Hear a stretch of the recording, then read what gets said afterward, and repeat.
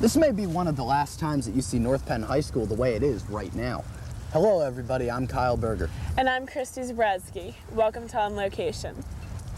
On today's program, we will be taking a look at a different kind of hands-on science at the high school. We'll see what safety means to our North Penn bus drivers, and we'll visit with first-year Gwyn-Nor Principal, Dr. Marie Walsh. Also on today's program, Art Wood, Director of Support Services, will be joining us to give us a pre-construction tour of North Penn High School. But first, let's take a look at a very special guest at Culp Elementary School. Earlier this year, the students at the Culp Elementary School had a visit from a Native American and his pony. The kids expected to sit Indian style and hear stories about the battles between cowboys and Indians, scalping, tomahawks, and smoke signals. Ow. But Gawaki Pony Boy had different plans in his presentation of Native American history. 147 different tribes in North America. Do you know how many of us say how? None of us. With his horse Cola, Pony Boy set out to educate this group of youngsters. We start out by trying to dispel a few of the myths associated with Native Americans that Hollywood has put forth. Then we go into some music, some storytelling, explanation of what I'm wearing. We introduce the horse, go inside the teepee, take a look around, and a few other fun things. When cowboys and Indians used to fight with each other in real life, who would usually win, the cowboys or the Indians? Raise your hand if you know. Who? No, not the Indians. Who? No, not the cowboys. Keep your hands down, it's a trick question. Cowboys and Indians did not fight with each other in real life, so nobody won. Let me tell you what did happen. The cavalry, who was the army about 200 years ago, fought against the Indians because they wanted the land we were living on. That very same cavalry fought against the cowboys because they wanted the land they were grazing their cattle on. So although cowboys and Indians had the same enemy, the cavalry, they never really fought with each other very often.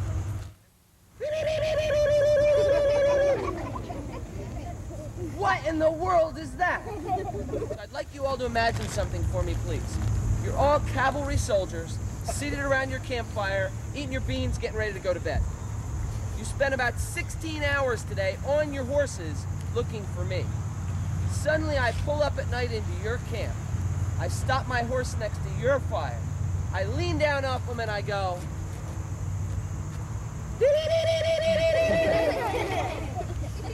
Now, would you think we were going to war, or would you think I was a little crazy?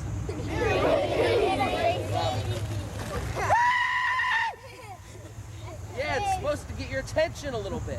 We don't hit ourselves in the face, that would be dumb.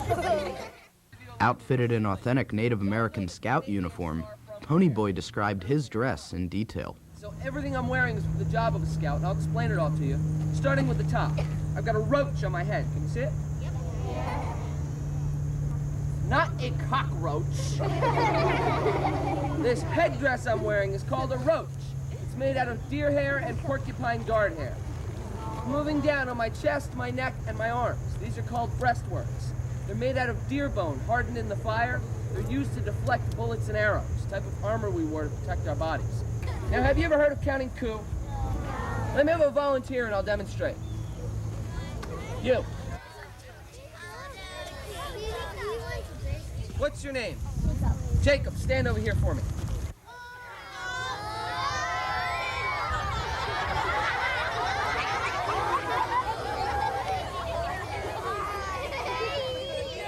Now, Jacob, being a fierce cavalry soldier of about the year 1830, would probably have a rifle over this shoulder, a 6-shot pistol in his holster. Put your hand on your gun, Jacob.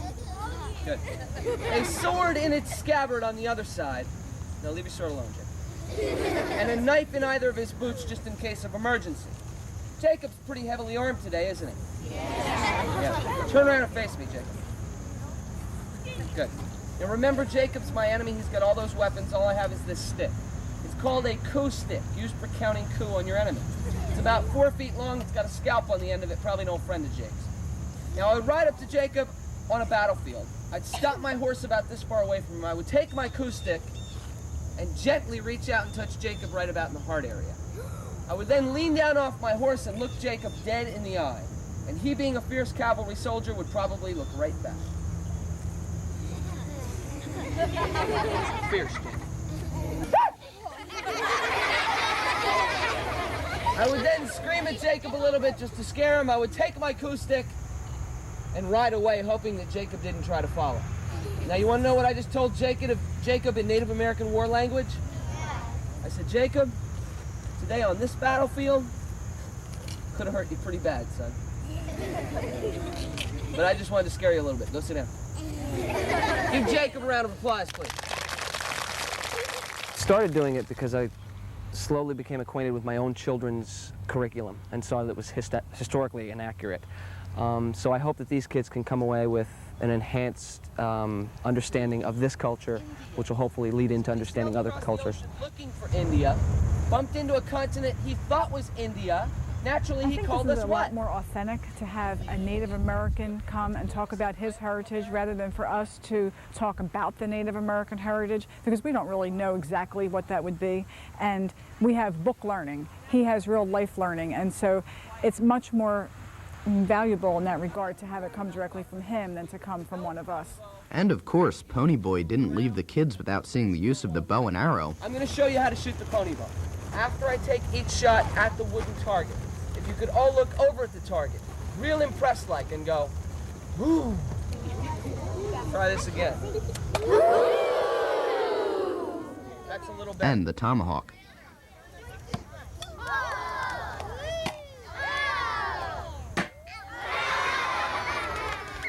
These weapons were not used for fighting, but rather for hunting. Children, you would probably have one of these.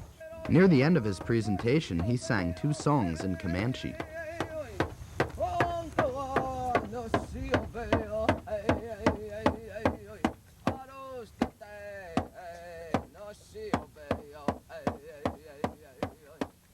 And concluded with a song on his Choctaw flute.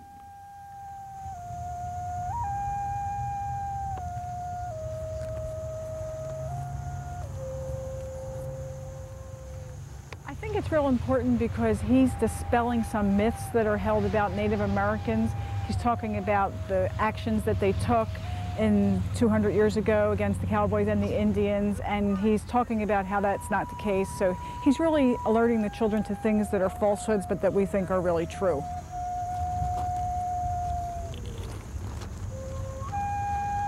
I learned today that some of the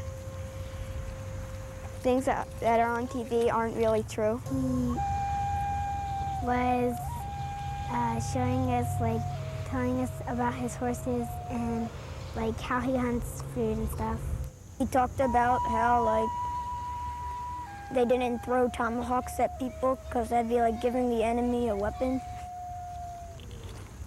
That what most people think of Native Americans aren't that true. The most important thing they can learn is that that Native Americans are a people in the United States. They're not dead. They're not just in history books. And I hope they can learn to see a different culture and appreciate it. While kids did hear about tomahawks, smoke signals, and the cowboys and Indians, they now know the difference between what Hollywood portrays and the real Native American culture. Right now, we're joined by Mr. Art Wood, the Executive Director of Support Services in the North Penn School District. Thanks for being on the show, Mr. Wood. It's a pleasure to be here, Kyle. Good to see you today, Christy. Thanks. We're standing outside the cafeteria in between A pod and B pod. What can you tell us about what's going to be happening here? Well, as you know, as we prepare for our addition and the beginning of the project, the school board, the Board of School Directors, awarded the bids on Thursday, October 23rd. So we look forward to a December 1 groundbreaking. And one of the first parts or one of the first components to be worked on will be a new cafeteria addition. Where we're standing now and behind us, we will have a 240-seat cafeteria addition, which will give us better seating capacity as we begin to increase the overall enrollment in the building. This part of the project we hope to occupy, in fact we are going to occupy, for September of 1998. So it's going to take some doing with cold weather coming and everything to get up out of the ground, but we look forward to that happening. And also there are a number of other changes that will take place within the cafeteria itself. Well, we're going to go inside and take a look at what's going on in the cafeteria. Right now we're inside the North Penn High School cafeteria by the faculty dining room and dish room. What can you tell us about the renovations in this area? Christy, in combination with the new cafeteria that we just talked about on the exterior, on the interior we'll be taking the existing dish room, and the existing dish room will become our school store. And that really gives us an advantage whereby in the past you had to have a pass or you had to leave the cafeteria to go to the school store. You'll now be able to peruse the school store during the lunch hour. The faculty dining room, which now exists behind us, will become the new dish room. And of course, down the corridor, and we're all familiar with the existing SGA room as well as the existing school store, that will become our new faculty room. Each time that you enlarge a cafeteria, there is a certain amount of work that has to be done behind the scenes as far as food prep's concerned. We will be changing some food prep areas and increasing them in size. And in our back cafeteria, we'll have a new serving line. And in the far cafeteria, there'll be a new serving line. So we are adding 2 additional serving lines to deal with our new population. Well, that sounds interesting. And right now we're going to take a look at a North Penn High School environmental science class and see why they're digging in the dirt. A beautiful fall day, a trip into the woods, and a study on the local ecosystem. Where did these students travel for this educational experience? Well, not very far. They are within a stone's throw of North Penn High School. Each fall, North Penn High School science teacher Irene Guthrie and her environmental science classes head outside for a field study on ecosystems. This is an environmental science class offered to seniors that are college bound. They've had a background in biology and chemistry, and this is the next step. A lot of my students are students that are interested in possibly making a career out of environmental science, so they take this course as a first stepping stone. Environmental science today is a big field. It takes a lot of different curricula and interweaves them together. And my students spend a lot of time reading newspapers, discussing articles, but then the most interesting part for them is bringing them out here to do our field study. We spent the first part of the year learning about how an ecosystem works. An ecosystem is looking at the living parts of an area and how they work with the non-living parts of an area. Then we come out here. For the past 4 years, we've had an old field meadow growing. We have special variants from Talmadge Township to allow the grass to grow. We also have a wooded lot up on the hill.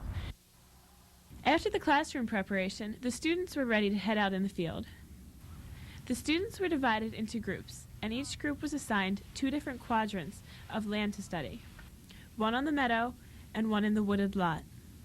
Well, the first part was the identification. They had to do plant identification and animal identification. The next step was actually figuring temperature variations, because this is what's called a microclimate. And even though one student has a plot at the bottom of a hill and another plot is at the top of the hill, there's a very big difference in what you see there. And so they look and they identify, and then they're going to compare the differences in the plant populations and the animal populations. For one student, identifying the animal population wasn't too hard. My most memorable experience from out here actually happened yesterday. We came out and my group found out that our ecosystem barriers had been destroyed by a group of squirrels. And so we were kind of made aware of the amount of wildlife in our area from that experience. Now you're going to get your soil from the wood. Evaluating the health of the soil was their next step. The students performed a variety of chemical tests in the field and in the classroom. These tests identified the quantities of potassium, nitrogen, and phosphorus in the soil. Throughout the remainder of the year, Mrs. Guthrie's environmental science class will be concentrating on how man affects the environment. Once they learn how ecosystems work, we will then look at man's impact. The impact of air pollution, the impact of water pollution, the impact of large amounts of trash, and what are we going to do? The fact that we're using the minerals and not replenishing them in our ecosystems. I feel the students have a much better appreciation of all the multiple levels of interaction in just a small area of the environment. And once they can see this, they can appreciate wherever they go for the rest of their life the multi-layered or multifaceted impact that there is on our ecosystems. Right now we're in North Penn High School's main lobby just outside of the auditorium. And Mr. Wood, why don't you tell us a little bit about what's going to be renovated in this general area?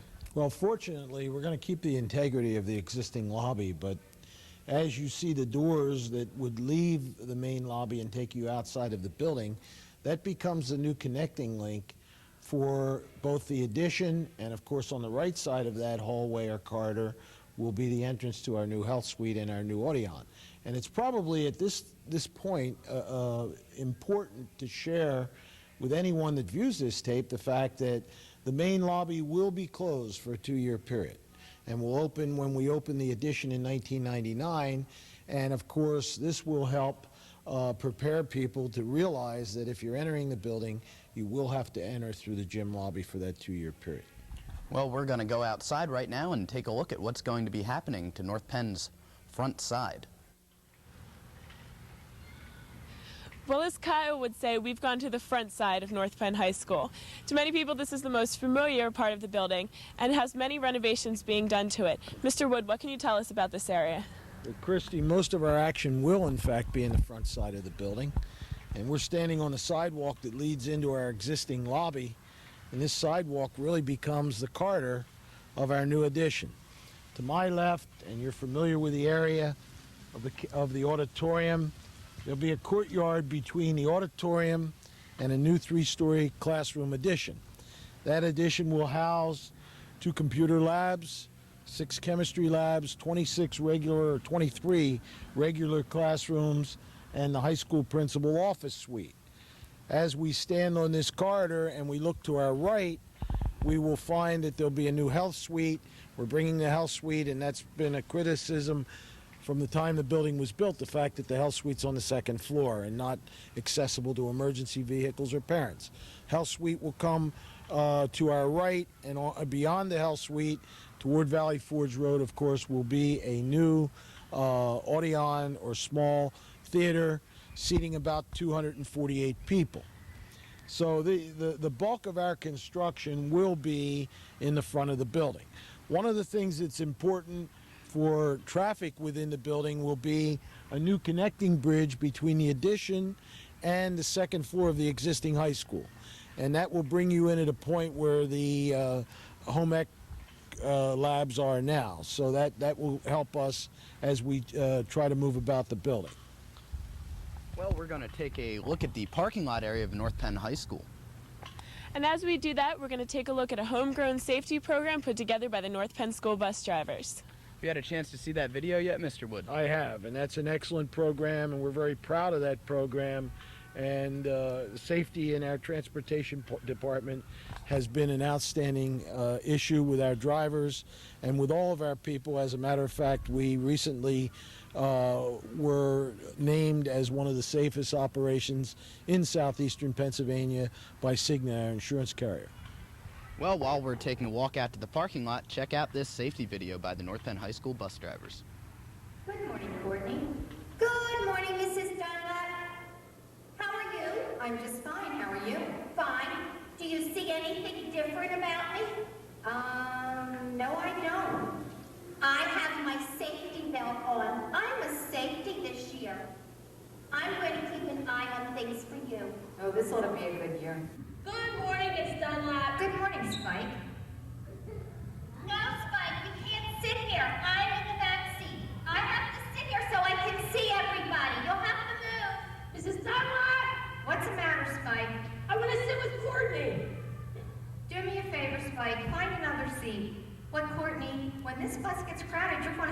over and share that seat. I will. Okay. A few years before we started this program, one of our drivers went to our boss and said that she felt we needed a program in the district. So we went around to the different school districts and we checked what they had. And we came up with a slide presentation that we presented kindergarten children with. And then after a few years of doing that, we realized that the older children needed it too. So we went into investigating a more intense program. So we went and saw this particular program, and we liked it so much that we brought it back here and revised it and put it together, and this is what we have today. We had ordered the puppets through an organization, and then we came up with names, and what we did was just sat down and decided what things the children do wrong on the bus.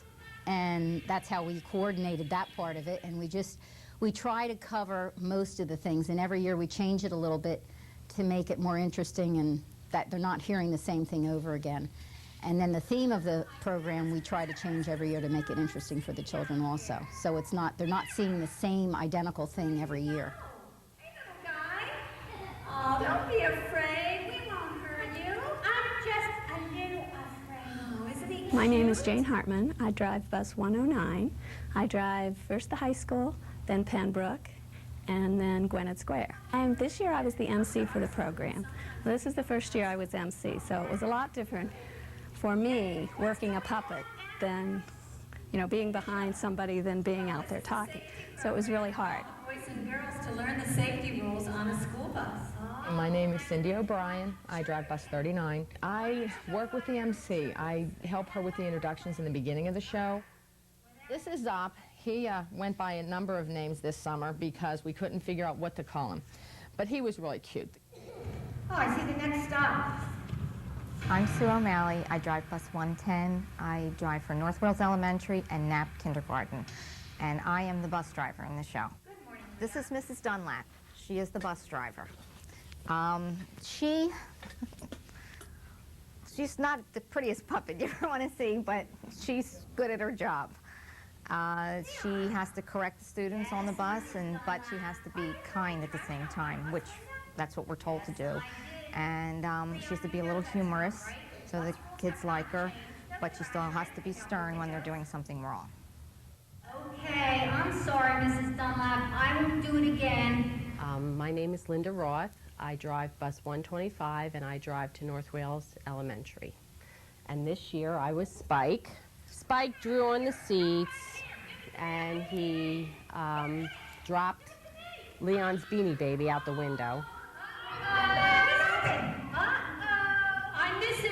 Well, this year I do a puppet. It's called Leon. Every year we change. We choose what we want to do. But this is Leon, and this is the part I play on the bus. Sometimes he's bad, sometimes he's good. But they usually do incorrect things on the way to school, and then on the way home from school on the bus, they usually correct it to show that they've learned something. My name's Jane Caulfield, and I drive bus 38, and I drive for Montgomery Elementary and Bridle Path Kindergarten. And I do Kim on the safety program, and she gets sick on the bus. Some of the big lessons are, and we change them, but we do repeat some, and a lot of it is the standing up, fighting, pushing. Mrs. Dunlap has to correct them. Eating on the bus, Mrs. Dunlap has to correct them and things like that. And like I said, we do change the format of the show a little bit, but a lot of your basics we go over every year. Needs to be in your book bag or My name's Jennifer Bazanis. I drive bus 131. This year I have two elementaries, Bridle Path and Gwyn-Nor. My role in the show is sound coordinator. I sit in the back. We have a pretty elaborate sound system that we purchased last year, was our first year, and I'm getting better at it. I do make mistakes occasionally, but I really like sitting in the back. I like watching the show. Every time I watch it, I laugh at the things that are funny. It doesn't get boring. Every show is different. Sometimes things run more smoothly and the show is excellent. The most difficult part of the program is moving the bus, taking it apart, and moving it to the next school. It's a heavy bus. A lot of the schools aren't as accessible. A couple of the schools, you're picking them up on the sidewalk and then up to the curb and then into the school. Taking the bus down and moving it. It's made out of plywood. It's very, very heavy. It's a lot of work. It's hard, it's heavy, you have to carry it onto the stage, but it's worth it. Did you like our bus ride? The students love it. My favorite part is every principal said it's the students' favorite assembly.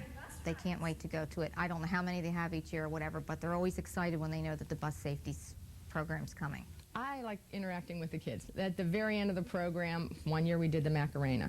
Oh, the kids thought it was great. Everybody came up on stage and danced. This year, the same thing. With the Men in Black, we brought the kids up on stage, and it gets to the point no one's in the audience. Everybody wants to be on stage. Well, the end, when we get to act crazy, and the kids love it when we dance, and that's fun. I get to see the reactions of the kids and the teachers, and I enjoy just seeing them enjoying the show. I learned a lot of new things, so I'm going to let... And if you actually stop and think about what could happen, it's frightening, and I think the students have to know that it's very difficult, and, you know, their life is at risk. If we save one life, we've done our job. You know, we do take a lot of students to and from school, and although we make the program a little fun because they are elementary level or whatever, if we've taught one student each year something, then we've done our job.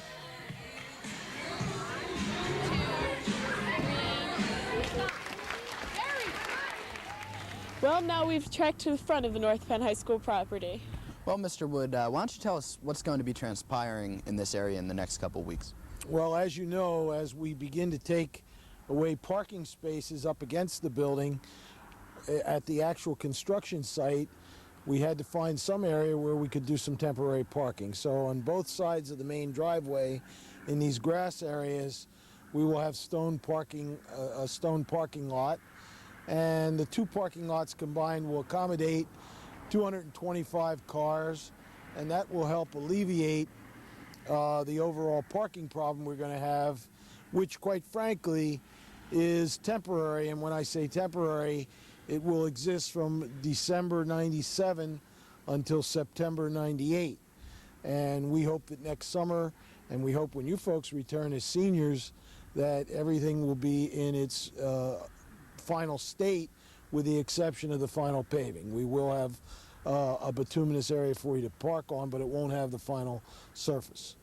Now, as far as all this parking goes, it seems like there's an awful lot of blacktop going up around this high school area. What are you doing to counteract all the blacktop going up? Are we going to keep a little bit of the grassy area, or what do you expect? One of the things we were able to do, we did acquire the 4-H property, which fronts on Snyder Road, and that's a 7.2 acre piece of ground with a building on it that we will ultimately use, we hope to use when we have proper zoning, as storage and for our Merck Science program, the MISE warehousing. But on that property we will be putting a combination hockey lacrosse field, so we are adding a field there. We have added a new field over at the tech school that should be ready for next spring, and that gives us the added playing fields, along with the playing field that is out opposite the tennis courts. It is a new field that will shortly be lighted under the renovation work, and will also double as a soccer field and practice band field. Well, Mr. Artwood, thanks for being on the show today. We appreciate your input as to the situation going on with the high school. Will you keep us informed as far as what's going on in the high school as time goes by? Certainly will. I'll be on location almost every day as the construction manager for the school district, and questions that you may have throughout the year, or if we want to do another take as far as progress taping throughout the year, I'll be available to do that with you. Okay, thanks a lot again. Thank you. It was a pleasure. Thank you very much. Well, another new addition to the North Penn School District is Dr. Marie Walsh, principal of Gwyn-Nor Elementary. We had some time to spend a day with her, and here's what her day looks like. What do you know about the respiratory system? I'm Dr. Marie Walsh, and I'm the principal here at Gwyn-Nor Elementary. This is my first year as principal. I've taught in the district for 17 years, but this is my first position as principal. The transition has been fairly smooth, and that's due in part to the dedicated staff that I have working here, and I also have a very supportive group of parents And I have children who are like any other children. They're anxious to learn. So so far, I love this job.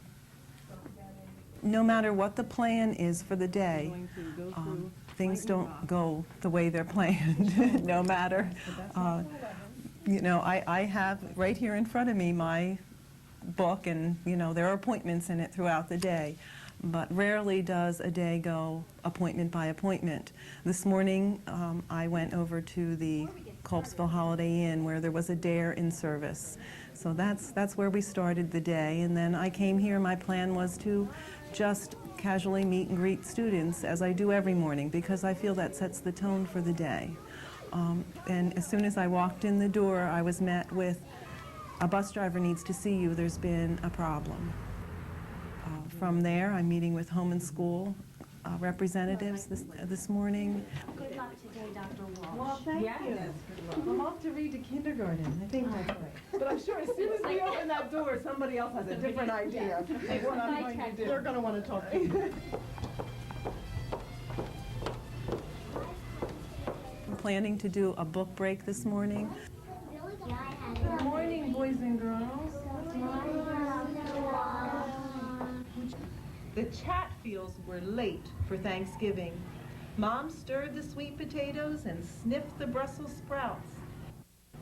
I hear turkey pox is popping up everywhere today. Turkey Pox by Laurie Anderson.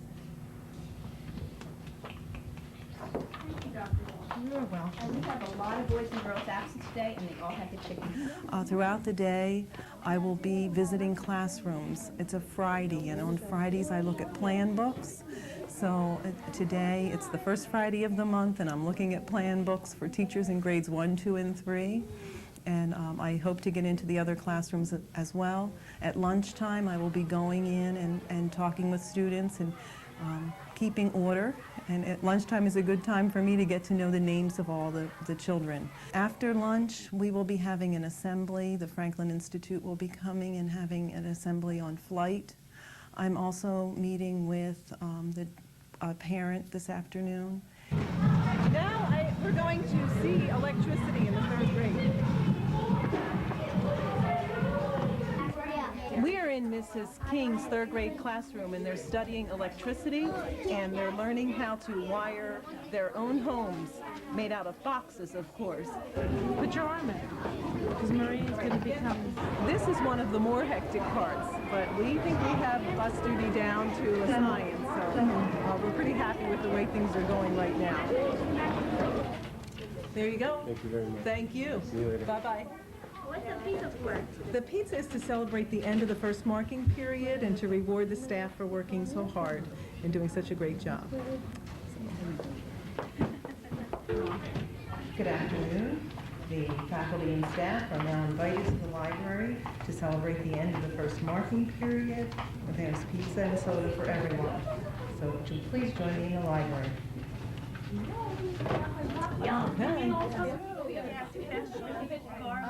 Everybody? Okay, it's the end of the day, and I got through many of the things on my plan. I went through lots of other things, some bumps, some pleasures to the day, but we survived. So thank you for visiting the really would go good with a Well, that's it for this edition of On Location. Hope you've enjoyed your time with us. We'd like to thank once again Mr. Art Wood for taking time out to be on our program today and keeping us informed on the ongoing construction at North Penn High School. If you have any questions or comments about today's program, or any of North Penn Television in general, you can write us at NPTV Viewer Comments, 401 East Hancock Street, Lansdale, PA, 19446. Or you can hop on the Information Superhighway and email us at nptvinfo@aol.com. Until next time, I'm Kyle Berger. And I'm Christy Zabrowski. We'll see you next time when we go On Location.